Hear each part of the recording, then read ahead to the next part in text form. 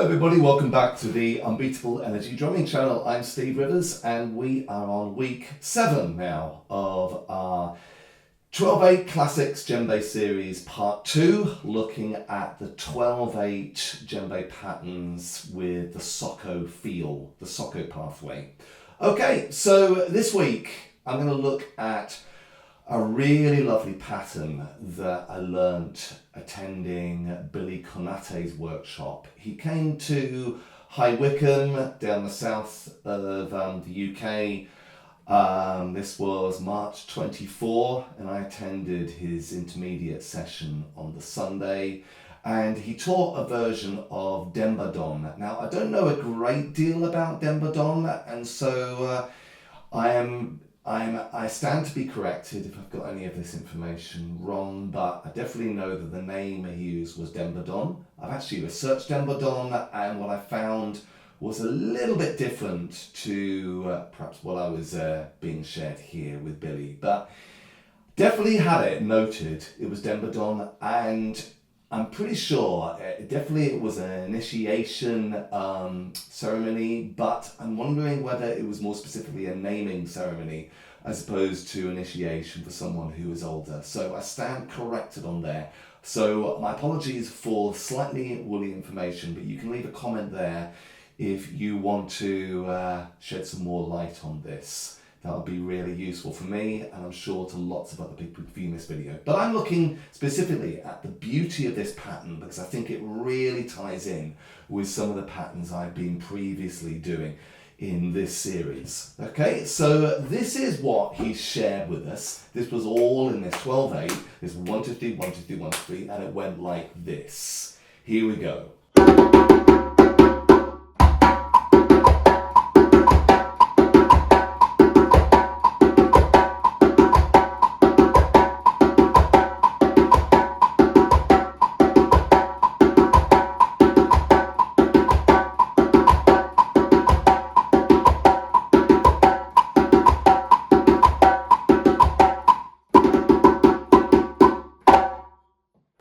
There you go.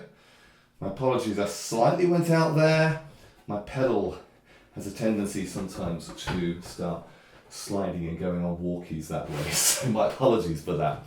Okay, so if I take actually out the pedal, I mean, this is what you would hear it like this.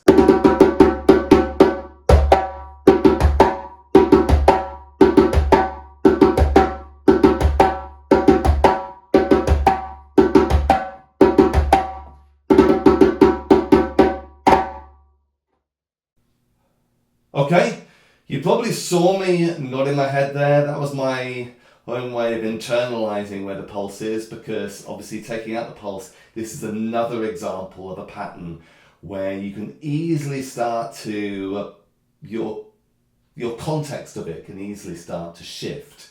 So I thought this was actually quite good because it ties in with the rhythm that we did, that deceptive rhythm that we did on last week, on week 5.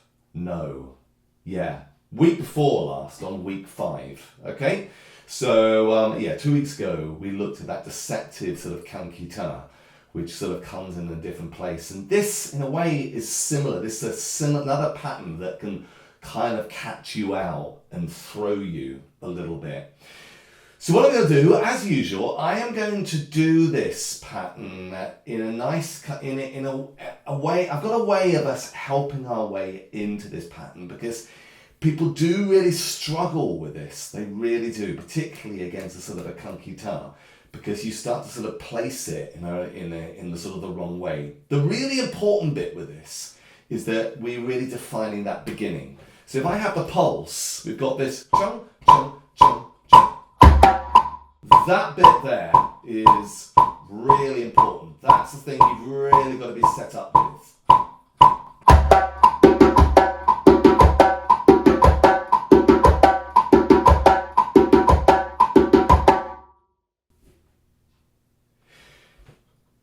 So there you go. Play that again. That beginning, we're going to stick with that beginning, but what we're going to do as a way into this rhythm is we're going to add in a bass. And I'm also just going to sort of show you this with my fingers again. So we've got that booga, duga buda, tbuga duga, tbuga guda, tbuga guda, that guda, okay? That's on the first pulse, that buda, giddy guda, tbiga guda, tbida guda, tbida guda, tbida guda, tbida guda, tbida guda, tbida guda, giddy. Okay? So basically, just that the getting, the giddy guda, that's just after the second pulse. So you got guda, giddy guda, giddy guda, giddy. And that can be really tricky because you can actually start to slip and actually bring that diddling on the pulse. So it kind of goes ba, diddle-a-ga, diddle-a-ga, diddle-a-ga. Very easily can sort of switch into a rather sort of predictable, I don't know, sort of ternary, folky sort of sound. Deent, diddly deent, diddly ding. Okay, so that's the thing we've got to be careful of. Now this beat I'm gonna add is going to be our way of kind of holding together the structure, because we're actually going to put in a beat on that second pulse, but we're going to make it a left hand bass there. Okay, so it changes initially from this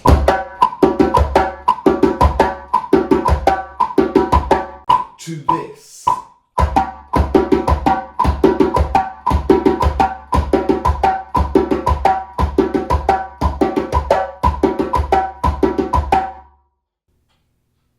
Okay, so basically I'm keeping the pattern the same, but I am deliberately putting a pulse beat in there so that we don't have to worry too much initially about having some internalized sense of the pulse and the sense of the pattern. We're actually, we're actively putting in a pulse beat on that second beat just to stabilize everything, so we help the actual beats that we want, they're in the places that we want. So in terms of our coordination, really important that I think that we actually to just is this a way of really giving us that sense of the feeling of this pattern. We must start with that bit there, okay? And again, and again. Okay, so that's a bass and that's a slap, okay? Rather bad slap at that, but that's supposed to be a slap. Again, again, and again, and again. Like that. Okay, so now what we're going to do, we're going to put in this extra bass beat that's going to come in on the left hand. Like this. Let me slow that again. Slow it right down.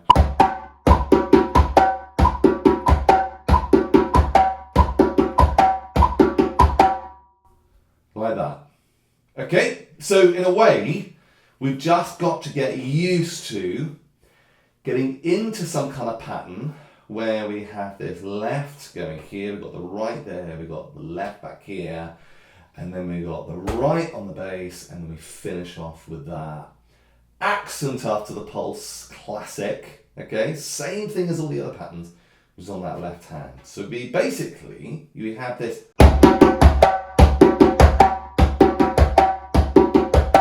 But we cannot start that way because that will completely change the feeling. It's about placement. This is why we must have that bit there first, okay? Because this guda is coming in a little bit later on in the measure, okay? So we go.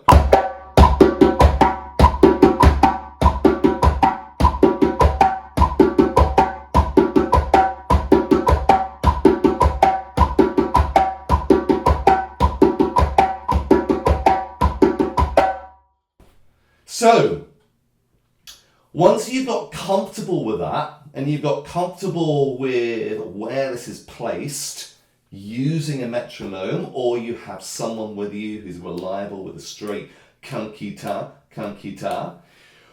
what in theory should work is that left-hand bass, you make it, and first of all, lighter,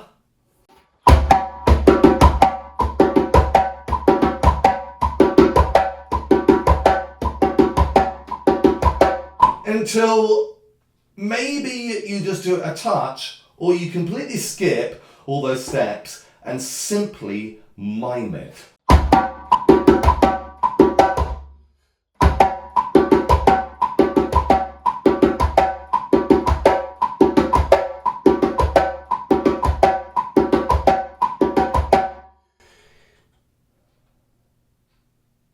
And I will warn you that this is a tricky rhythm. And actually, sometimes these solutions I have, they can work, but I'm honestly going to tell you, for some people, they don't work, okay? If that doesn't work, you go back to that bass and you stay with playing it, that version of that bass, for quite a long time. Ideally, if you're in a group and you've got several people with you, maybe you make that one, if you can over time, lighter. There isn't an easy fix with this rhythm, but those, for me, at this stage, I'd say are probably the best solutions so that you can find yourself positioned in the right way with that rhythm. Okay, so first of all, we've got this. What you could do, actually, hold on a minute, what you could do is you could do this. It's perhaps a little bit of an intro.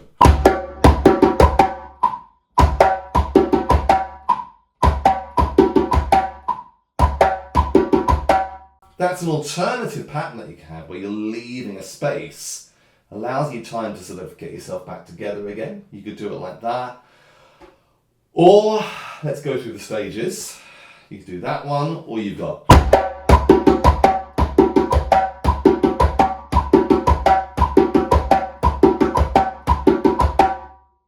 Okay, then you air drum that.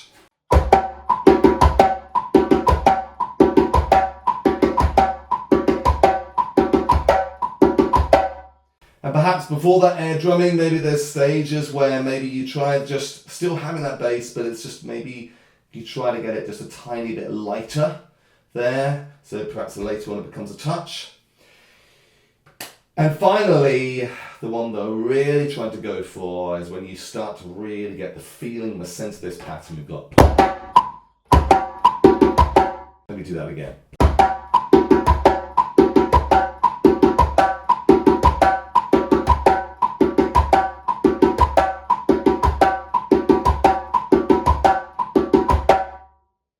Okay, again, what I'm going to do now is I'm going to do a little bit of my playing drum and vocal acrobatics. I'm going to muffle up my djembe, and once I've done that, I'm going to sing a kankita pattern and play the Dembadon pattern that we got there, and then I reverse it around the other way where I will be playing the standard kankita and singing the Dembadon, so you can start to get a sense of how the two sort of fit together. Okay, bear with me.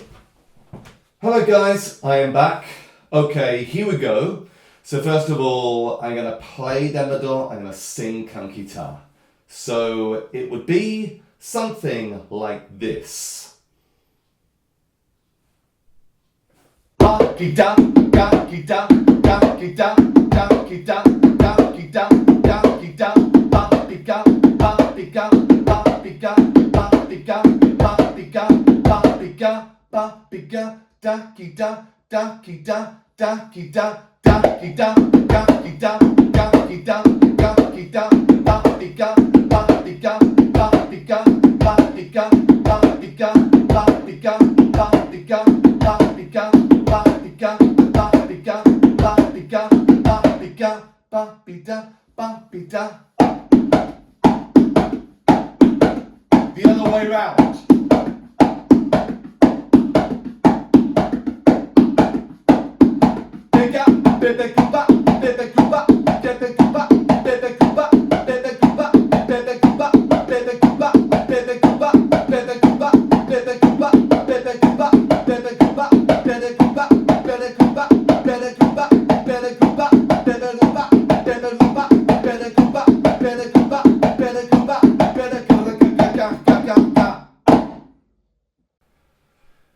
Okay, there you go.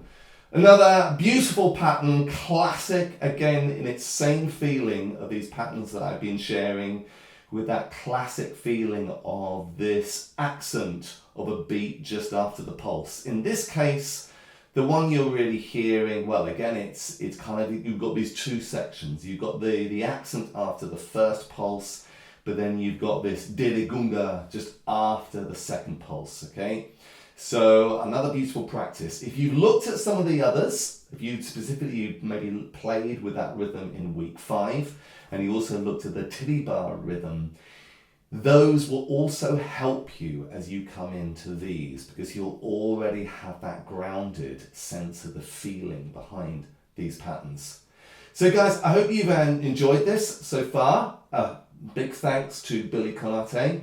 This was only one pattern amongst a whole load of arrangements, including on the Sangbao patterns for Dembadon. If you do have Billy Konaté come into your area, go to his workshops. He's amazing. He's incredibly generous as a teacher. He's a wonderful guy. If you have enjoyed this video, if you could like the video, and if you haven't done yet, if you could subscribe to this video, you'll be in the loop for all the lessons I do. I do them every Saturday. And if you are able to buy me a coffee on the link below, or do a super like, that'll also be massively appreciated. Leave me a comment as well and tell me how you've got on. Until next time, guys, you have a great weekend. I will see you all soon.